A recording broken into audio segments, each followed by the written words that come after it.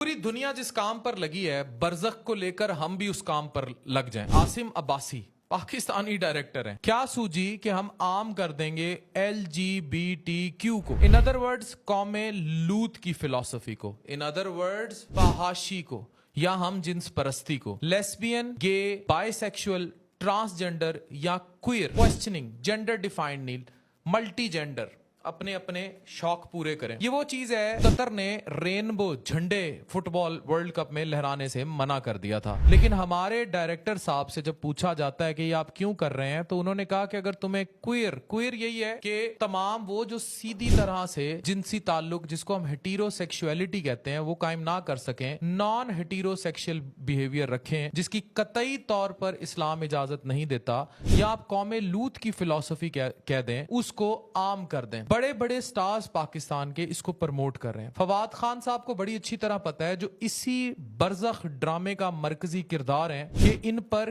क्या एक भारतीय डायरेक्टर करण जौहर को लेकर इन पर क्या बातें की जाती रही हैं, लेकिन स्टिल वो ऐसी फिलॉसफीज का हिस्सा हैं। इसमें प्री मैरिटल जो आप रिलेशंस रखना चाहें निकाह से पहले, उसको आम किया गया ड्रामे में, यानी जना को ग्लैमराइज किया गया। एक चीज जिसमें एक बच्चे को, एक मर्द को नहाते हुए दिखाकर सेक्सुअल ग्रूमिंग का लफ्ज इस्तेमाल किया गया है। ये क्या होता है कि जो माइनर्स होते हैं, जो छोटे होते हैं, उनको सेक्स की तरफ बच्चों को लाया जाए। अब सेक्स एजुकेशन एक अलग टायर है, सेक्सुअल ग्रूमिंग एक गुनाह है कि आप माइनर को आकर्षित करें अपनी तरफ, उसे एप्लिसिट करें, उसकी सेक्सुअल ग्रूमिंग की तरफ उसको लेकर आए, बच्चों की सेक्सुअल जिनसी जहन साजी, इसको प्रमोट किया गया बरज़ख में।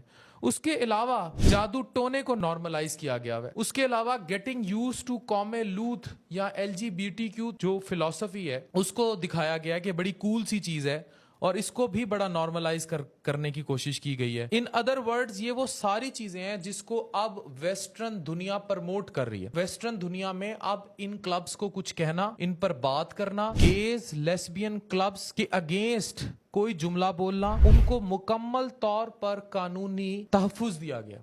यानी आप बाकी जगह पर गाजा की पट्टी से उस तरफ किसी बच्चे को बम के गोले से उड़ा देंगे, वेस्टर्न दुनिया को कुछ नहीं है। लेकिन वेस्ट के अंदर अगर आप LGBTQ कौमे लूत, हम जिन्स परस्ती के शिकार किसी शख्स को कुछ कहेंगे या किसी औरत को कुछ कहेंगे, तो तबाही आ जाएगी। ये वो हम जिन्स परस्ती है जो तबाही करेगी पूरी दुनिया की, और हम भी उसको प्रमोट कर रहे हैं। पाकिस्तान के एक बड़े मारूफ सिंगर भी इसको प्रमोट करते नजर आते हैं। आसिम अब्बासी भी इसको प्रमोट कर रहे हैं। और फवाद खान ने तो एक इंटरव्यू में यह तक कहा था कि वो वक्त दूर नहीं जब मीडिया को देख देख कर लोग इस चीज को नॉर्मलाइज कर जाएंगे या समझने की कोशिश करेंगे। हम वो वक्त कभी नहीं आने देंगे। ऐसी ही बात मारिया बी ने भी कही। और हमें ये सोचना होगा कि अगर ये सब चलता रहा तो आलम बरज़ख का मतलब ये है कि कब्र का वक्त, या इन अदर वर्ड्स आप ये कह लें, जो जिंदगी से हकीकी मौत का फासला है, उसको जिंदगी और मौत से अलग कर दें। यानी आप एक ट्रांस फेज में है, ना आप जिंदा हैं ना आप हकीकी मौत की तरफ है, तो उसको आलम बरज़ख का फासला कहते हैं, जो आपने अपनी दुनियावी मौत के बाद, यानी जिंदगी चले जाने के बाद, असल हकीकत जो आपकी असल, उस तक का जो फासला तय करेंगे, in other words your time of grave, कब्र का वक्त, उसे आलम बरज़ख या बरज़ख के वक्त से मशरूत किया जाता है। तो कॉन्सेप्ट आप ये दे रहे हैं, और दूसरी तरफ आप कौमे लूत की फिलॉसफी को प्रमोट कर रहे हैं, वो भी पाकिस्तान में रहते हुए, पाकिस्तानी होकर बच्चों की सेक्सुअल ग्रूमिंग को प्रमोट कर रहे हैं। तो मुझे ये बताएं कि हमारा मुआशरा जहां फ्रस्ट्रेशन आम है, जहां लोगों को सेक्स एजुकेशन नहीं है, आप किस कदर तबाही उतारेंगे, ये फैसला आपको करना होगा, और हम आपको ये तबाही